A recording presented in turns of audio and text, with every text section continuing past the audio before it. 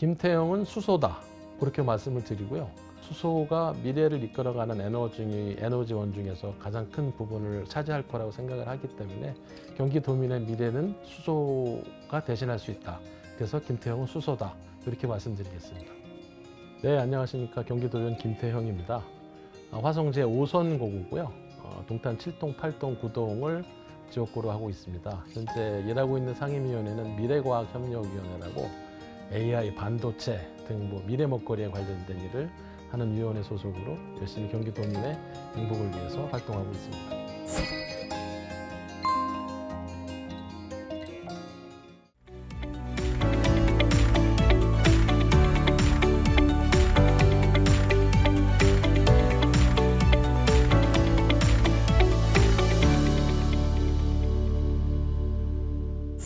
의원 생활하면서 2019년에 첫 5분 발언을 했거든요. 그 5분 발언 주제가 탄소 중립의 에너지 체계에서 수소 중심의 에너지 체계로 전환해야 된다.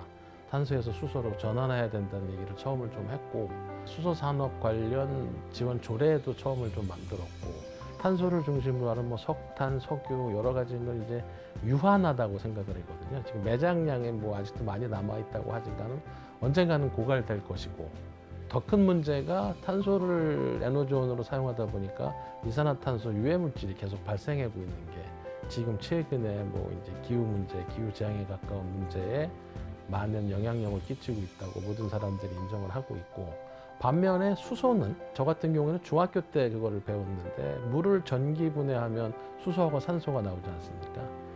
여러 가지 문제점은 있겠지만 지구의 약 70%에 가까운 부분은 물을 차지하고 있고, 또 대류 현상이라는 것을 통해서 물은 계속 순환되고 있고, 그다음에 물을 전기분해해서 수소를 만드는 데 과정에서는 유해 물질이 하나도 나오지 않고, 그렇기 때문에 앞으로 미래 에너지, 친환경 에너지, 현재 태양광이니 조력, 풍력 여러 가지가 있겠지만 진정한 의미의 이제 친환경 에너지로서가 수소라고 생각을 해서요. 제가 도의원 생활을 하면서 수소를 역점을 두고 있고, 수소에 관한 거를 좀 경기도에서 해보고 싶은데, 아직 경기도가 수소 관련된 게 좀 미흡하고 있고 가고는 있지만 천천히 가고 있는 것 같아서 좀 더 적극적으로 가야 될 것 같고. 지금 현재까지는 물을 전기분해해서 수소를 만드는데 비용이 좀 많이 비싸요. 상업적으로 상용화 시키려면은 수소를 생산하는 데 들어가는 비용이 많이 비싸서 현재까지는 이제 개질 수소하고 부생 수소, 주로 이제 천연가스를 개질을 해서 리폼 수소라고도 하는데, 그다음에 부생 수소는 원유를 정제하는 과정에서 부수적으로 수소가 발생합니다. 근데 그걸 순도를 높여서 쓰고 있는 게 현재 수소차, 수소버스, 수소를 동력으로 하는 기관에서 사용하고 있는 거고, 수전의 수소라고 하는데 물을 전기분해해서 하는 거는 현재 실증 단계, 제주도에 실증센터가 있어서 상업적으로 수소를 물 전기분해해서 만들어서 수소차만 공급을 하고 있는데 단가가 많이 비싸요. 아직까지는 좀 경제적 단가도 좀 비싸지만 이게 좀 더 시장성을 갖추게 되면 훨씬 저렴한 가격에 안정적으로 수소를 공급받아서 환경에 이바지할 수 있다.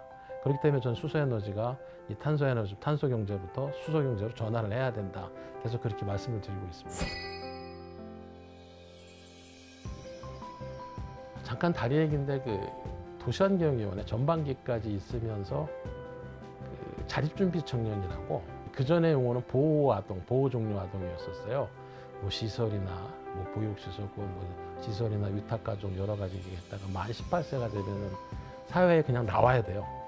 지원금, 정착금 조금 받고 나와야 되는데, 이 친구들이 살집, 주거 문제 해결에 대한 게 거의 지식도 없고 경험도 없으니까 나중에 한번 실제 사례를 들어봤더니 사기도 당하고, 돈 500만 원 받아갖고 300만 원 보증금에 월세를 살려고 들어가서 봤는데 창문도 제대로 닫히지도 않고, 찬바람 숭숭 들어오고, 난방도 제대로 안 되는 데서 그런 반지하, 비주택에 가까운 데서 살게 되고, 그래서 이걸 한번 제대로 한번 해보자.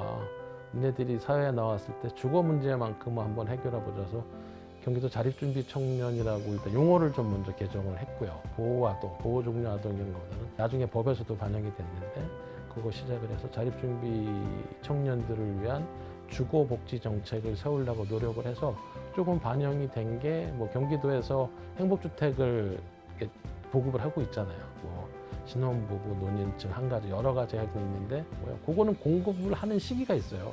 그 특정 기간에 신청을 해야 되는데 이 친구들이 가지고 있는 문제점 중에 하나가 뭐냐면 시설에서 나왔어요. 근데 여기서 대학을 갈 수도 있고 직업을 갖고 취직을 할 수 있다 보니까 자기가 거주를 할 수 있는 지역이 아직 결정이 안 되는 지역이 있는데 그 순간에 이렇게 막 행복주택 공고가 나는 거예요. 어디 지역에. 근데 여기 신청을 했어요. 근데 하다 보니까 직장에 이사를 가거나 아니면 나 이거 안 하고 다른 일을 내고 젊으니까 그렇게 되면 여기를 포기해야 되는 상황이 나오니까 일단 건의를 하고 이제 경기도하고도 얘기해서 지자체에서도 이 자립준비 청년들에 대한 그 행복주택 그 공고 시간을 좀 폭넓게 줬죠. 길게. 긴 시간 동안 줘서 뭐 수정도 할 수 있게끔 할 수 있게끔 해서 그래서 그런 걸로 봤을 때는 이게 지금 의원이 노력하니까 얼마 안 되지만 조금이라도 바뀌고 또 경기도에서도 경기도 공인중개사하고 좀 협조를 같이 해서 그 좋은 중개 운동, 책임 중개 하겠다. 자립준비 청년들이 이제 중개업소를 차려서 자기 집을 찾을 때는 경기도에서도 이제 일종의 재정 지원을 좀 해주고 끝까지 안전하고 깨끗한 집에서 애들이 거주할 수 있는 그런 정책을 좀 만들었다는 데서 되게 좀 제가 좀 의미가 있었다. 그렇게 좀 말씀을 드릴 수 있을 것 같습니다. 지금 가장 큰 문제가 GTX A 노선이 지금 파주에서 서울역까지는 상업운전하고 이용객들이 엄청나게 지금 많이 되고 있는데 아시겠지만 GTX A 노선이 국가재정사업으로 동탄 삼성역 구간이 제일 먼저 사업이 착수가 됐던 구간이거든요. 다 거의 공사가 끝났는데 삼성역이 워낙 많은 그 지하철 노선이 지나간다 그래서 삼성역을 개통을 못 하고 있어요. GTX A 노선. 그러다 보니까 미완에 지금 개통을 해서 중탄에서 수서까지만 가는 이제 GTX A 노선하고 파주에서 서울역까지 다니는 A 노선이 있어서 삼성역이 빨리 해결이 되면 경기 남부에서 경기 북부 파주까지 한 1시간 30-40분 안에 그다음 도착할 수 있는 그런 큰 문제가 있고요. 또 하나의 문제는 과밀 문제입니다. 학생들. 고등학교 같은 경우가 수원이 한 25명 미만이 한 학급인데 동탄이 제 지역구가 35명, 36명, 37명도 그래요. 그러니까 이 과밀 문제를 해결해야 되는데 교육지원청이나 교육청에서는 이게 계속 인구가 증가를 하게 되면 학교를 더 짓겠는데 27, 8년도, 30년도 지으면 또 인구 소멸을 걱정해야 되는 게 항상 그런 식으로 반복되는 거잖아요. 근데 성남도 지금 고등학교가 하나가 폐교를 했고 그런 문제가 있어서 마냥 학교를 증설하거나 증축은행을 할 수 없는 문제인데 또 가장 큰 민원 중에 하나가 학부모들 교육 문제니까 우리 애들이 왜 이렇게 똑같이 세금 내는데 왜 이렇게 불편한 환경에서 공부를 해야 되냐. 그러니까 특별실 교수를 일반 교실로 바꿔서 학생들을 더 받거나 모듈러 교수를 해서 그렇게 했음에도 불구하고 워낙 공급이 딸리다 보니까 현재까지 과밀 문제가 좀 있고요. 다른 하나가 여기서 트램 문제가 좀 남아 있습니다. 동탄 이신도시를 만들면서 광역교통 개선 대책으로 트램을 도입하겠다. 그래서 저같이 그 분양자들이 분양 대금에 트램 관련 건설 비용으로 한 1,200~300만 원씩은 다 분양가에 포함시켜서 들어왔는데 이게 공사 시기가 점점 늦춰지고 하다 보니까 사업비가 엄청나게 늘어난 거예요. 그러면서 광역철도에서 이제 도시철도로 가서 화성시가 향후에 운영 관리까지 해야 되는 문제까지 들어가니까 지금 건설비도 부족하고 나중에 운영 관리비까지 또 내야 되는 그런 문제가 있어서 근데 트램을 도입하겠다는 거는 이미 다 발표가 됐고 하고 있으니까 또 화성시민, 동탄주민 유권자분들은 왜 트램 빨리 시행 안 했냐, 무슨 문제가 있냐. 그때 지금 벌써 사업비가 한 7~8천억 더 들어가야 되는 상황이거든요. 그래서 이제 거기에 대한 문제가 가장 큰 현안이다, 현재 지역구의 현안. 그렇게 말씀드려야 될 것 같습니다.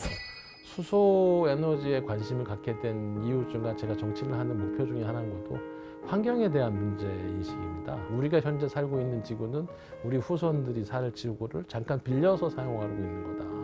빌려서 사용하고 있는 지구를 깨끗하게 후손에 넘겨줘야지 내 자식, 내 후손들이 받아 쓰는데 점점 지구 멸망의 시기에는 지금 점점 얼마 안 남았고 온도는 계속 올라가고 이런 문제에 있어서 해결할 수 있는 방법이 뭔가 환경 문제에 기인할 수 있는 게 뭔지 탄소를 벗어나서 수소로 가야 된다.